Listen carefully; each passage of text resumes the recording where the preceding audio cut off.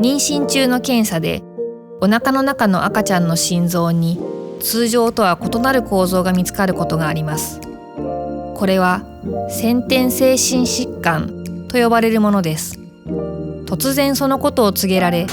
不安や戸惑い、将来への心配を感じるのはご家族にとってとても自然なことです。当センターではまず産科の医師や助産師が窓口になり、赤ちゃんの状態に応じて小児循環器科医や新生児科医、専門看護師、心理師、保健師など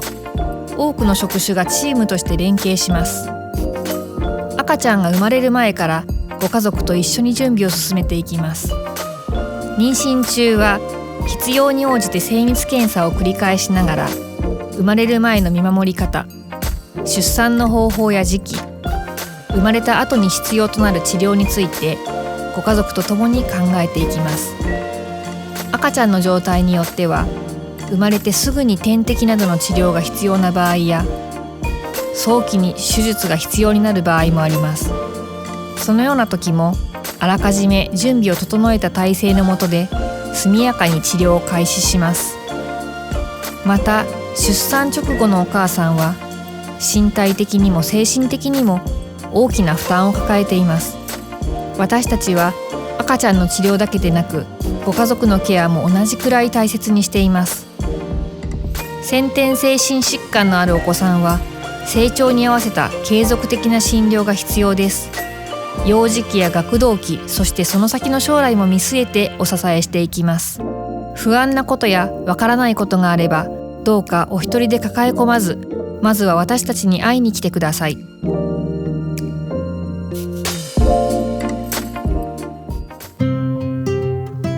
生まれつき心臓に形の異常や形態の異常がある病気についてを先天性心疾患と呼んでいます。例えば心臓の壁に穴が開いていたりですとか、機能の面では心臓の中にある弁というものが漏れていたりですとか、狭かったりとか、そういったことが起こっていると、先天性心疾患と呼んでいます。100人に1人というふうに一般的に言われていまして、35人の小学校のクラスで3クラスあるとすると、お一方ぐらいは先天性心疾患の方がいますので、珍しいといえば珍しいですけれども、必ずしも皆さんの周りに全くないという病気ではないと思います。先天性心疾患と一口に言いましても、皆さんが皆さん手術になるわけではないです。特に私自身は心臓外科医ですので、実際には手術に向かう患者さんと目の前でやり取りすることが多いんですけれども、手術までいかずに内科的な治療ですとか経過観察を行うことも多いと思います。特に我々は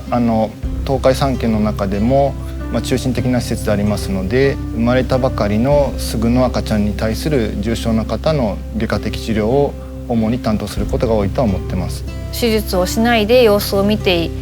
付き合っていく病気もありますし、手術をすれば元気に過ごせるというような疾患もありますし、場合によってはもう赤ちゃんの頃から繰り返し手術をしなければいけないようなそういった患者さんもいらっしゃいます。疾患によって様々ですし、同じ疾患でもその人の症状によって全く違うので一概には言えないですね。お薬を必要としない人もいますし、お薬を飲んでいれば調子が保たれる人もいますし、手術をしないとしんどいっていう方もいますし、手術にもいろいろあって、いわゆる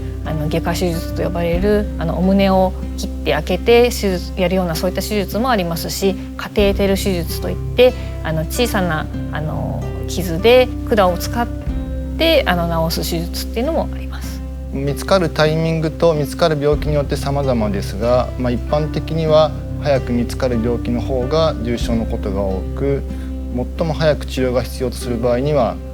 生まれたその日に治療を開始したりですとか、最近ですと病院によっては生まれる前の治療介入をしている場合もあります。ただ多くの場合は生まれてからまずそこでしっかりと診断、どういった病気かっていうのをしっかり考え検査をした上でどういった治療計画を立てていくかということの方が、そういった方の方が多いと思います。子どもの心臓病の診療の特徴っていうのは、内科と外科、小児科と外科が、連携を多く取っているところが大きなところで、診断をしっかりとつけて、どのようにこの患者さんを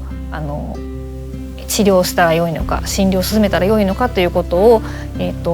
主に小児科が考えていくんですけども、手術が必要だなと考えた場合には外科と一緒にみんなで話し合って、どのような手術をするのが良いのか、どんな時期にやるといいのか、どんな方法があるのかなどを、みんなで話し合って決めていくという感じになります。同じ病気の名前でも治療の方法が全く違うことがあります。人によっては手術をする場合があっても他の人にとっては手術をしないとか、違う種類の手術をするとか、タイミングが違うとか、患者さんにオーダーメイドの治療を提供するっていうことが私たちは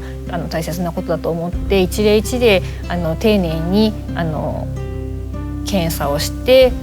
一例一例と向き合ってお一人お一人にとっての良い治療を提供できるように考えていきますので、ぜひとも一緒に考えて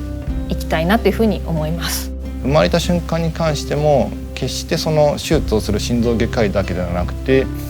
最も極端な例を述べますと、生まれた瞬間からやっぱり治療が始まることもあります。そういった場合はお母さんが手術室で赤ちゃんを産んで麻酔科医、産婦人科医からスタートして、生まれた瞬間にすぐに小児循環器科の先生が診断をつけて、その上でまた赤ちゃんをすぐに手術室に運んで、我々心臓外科、麻酔科、さらに特殊な心臓手術ですと人工心肺を扱う人工心肺技師というものがありまして、そういった多職種でのチームの連携で治療が成り立っております。その後のいろんな経過的なサポート必要がありまして、それについては小児循環器の先生ですとか、そういった内科的なサポートが主となるんですけれども、保育士ですとか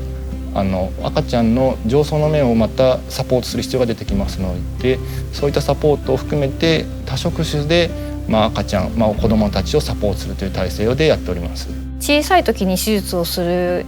ケースが増えてきているので、もう物心つく前に手術が終わっているっていう方が